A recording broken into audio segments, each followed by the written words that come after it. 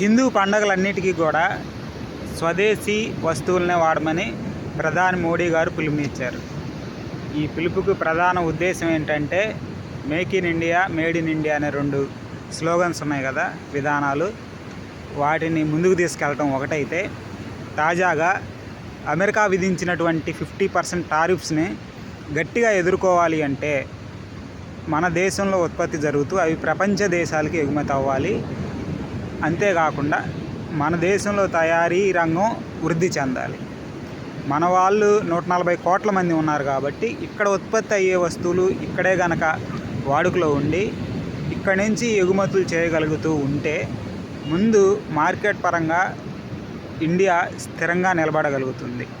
ఎందుకంటే చిన్న చిన్న అవసరాలకు కూడా చైనా వస్తువులని, లేకపోతే అమెరికా అని, లేదు ఏ ఇతర దేశాల్లో తయారైన వస్తువులు కానీ మన వాళ్ళు వాడితే వాళ్ళకి ఆర్థికంగా, అదేవిధంగా పారిశ్రామికంగా ఇతర దేశాలకు లాభం చేకూర్చడమే తప్ప ఇండియాకు ఒరిగేదేమీ లేదు. ఎందుకంటే ప్రపంచ దేశాలు మొత్తం కూడా ఇండియాని ఒక మార్కెట్గా భావిస్తూ ఉన్నాయి, ఏది వాళ్ళ ప్రోడక్ట్స్ని ఎగుమతి చేయడం కోసం.